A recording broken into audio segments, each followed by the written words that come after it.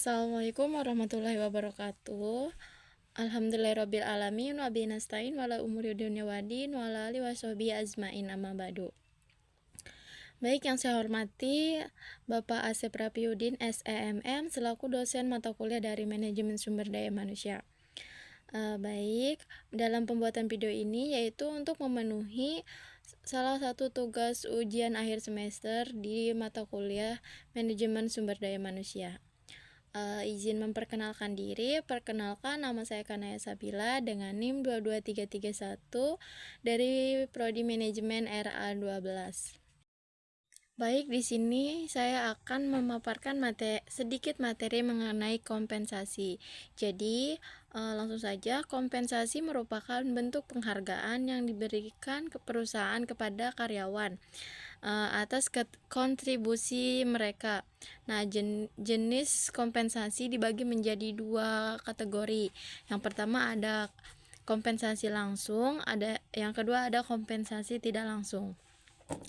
Langsung saja ke pembahasan yang pertama, yaitu kompensasi secara langsung ya. Di sini terbagi menjadi beberapa. Yang pertama ada gaji atau upah, yang dimana penghasilan tetap yang diterima karyawan setiap periode atau bulanan, mingguan atau harian, yaitu berdasarkan jabatan dan kinerja. Yang kedua ada gaji pokok, yang dimana gaji pokok adalah penghasilan dasar yang diterima berdasarkan jabatan dan masa kerja. Yang ketiga ada tunjangan, yang dimana penghasilan tambahan yang diberikan untuk memenuhi kebutuhan tertentu seperti tunjangan makan, tunjangan transportasi, tunjangan keluarga, dan tunjangan kesehatan. Yang keempat yaitu ada bonus, yang dimana bonus yaitu penghasilan tambahan yang diberikan berdasarkan capaian kinerja individu atau perusahaan. Yang kelima ada bonus tahunan, yang dimana bonus yang diberikan berdasarkan kinerja individual atau perusahaan. Yang keenam ada bonus kinerja, yang dimana bonus yang diberikan berdasarkan capaian target kinerja individu. Yang ketujuh ada komisi, yaitu penghasilan tambahan yang diberikan berdasarkan jumlah penjualan atau hasil kerja yang dicapai. Yang kedelapan ada insentif, yaitu penghasilan tambahan yang diberikan untuk memotivasi karyawan mencapai tujuan tertentu.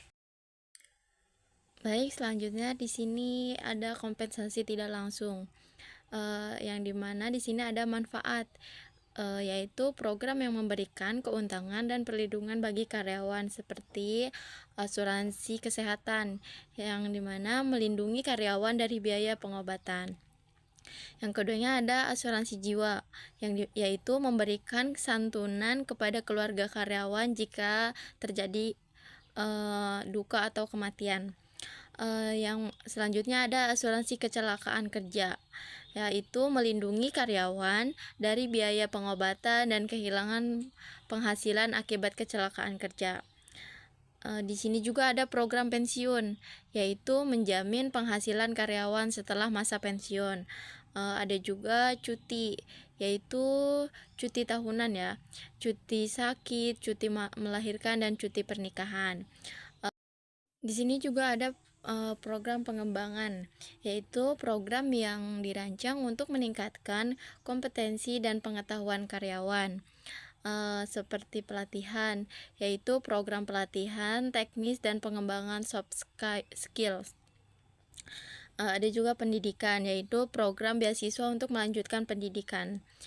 Yang selanjutnya ada program pengembangan karir, yang dimana program yang membantu karyawan mengembangkan karir mereka. Yang selanjutnya juga ada fasilitas, yang dimana fasilitas yang disediakan perusahaan untuk meningkatkan kesejahteraan karyawan. Di sini juga saya akan menjelaskan mengenai faktor-faktor yang mempengaruhi kompensasi. Yang pertama ada posisi jabatan, yaitu jabatan yang lebih tinggi biasanya memiliki kompensasi yang lebih tinggi juga. Yang kedua ada kinerja, yang dimana kinerja yang baik biasanya dihargai dengan kompensasi yang lebih tinggi. Yang selanjutnya ada masa kerja, yaitu karyawan dengan masa kerja yang lebih lama biasanya memiliki kompensasi yang lebih tinggi juga. Yang selanjutnya ada tingkat pendidikan, yaitu karyawan dengan tingkat pendidikan yang lebih tinggi biasanya memiliki kompensasi yang lebih tinggi juga. Yang terakhir ada kondisi pasar kerja, yaitu kompensasi juga dipengaruhi oleh kondisi pasar kerja seperti tingkat persaingan dan permintaan tenaga kerja. Baik, selanjutnya yaitu bagaimana sih kompensasi dapat mempengaruhi kinerja dan kepuasan kerja karyawan. Baik, jadi kompensasi merupakan faktor penting yang dapat mempengaruhi kinerja dan kepuasan kerja karyawan. Kompensasi yang adil, kompetitif, dan sesuai dengan kebutuhan karyawan dapat mendorong motivasi meningkatkan produktivitas dan menumbuhkan rasa loyalitas terhadap perusahaan. Di sini saya akan menjelaskan mengenai bagaimana sih meningkatkan motivasi dan kinerja. Jadi meningkatkan motivasi dan kinerja yaitu ada beberapa faktor. Yang pertama ada kompensasi yang adil dan kompetitif, yang dimana karyawan yang merasa dihargai dan diberikan kompensasi yang sepadan dengan kontribusi mereka cenderung lebih termotivasi untuk bekerja keras dan mencapai target yang ditetapkan.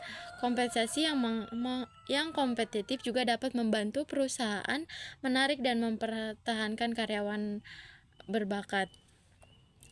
Yang selanjutnya ada sistem penghargaan yang transparan, yang dimana sistem penghargaan yang transparan dan adil dapat meningkatkan kepercayaan karyawan terhadap perusahaan, yaitu karyawan akan merasa lebih termotivasi jika mereka dihitung dan apa yang perlu mereka lakukan untuk mendapatkan kenaikan atau bonus. Yang selanjutnya ada kompensasi berbasis kinerja, yang dimana sistem kompensasi yang berbasis kinerja dapat mendorong karyawan untuk meningkatkan produktivitas dan mencapai target yang ditetapkan. Dan juga karyawan akan termotivasi dan memberikan hasil terbaik karena mereka tahu bahwa kompensasi mereka akan meningkat seiring dengan peningkatan kinerja mereka. Yang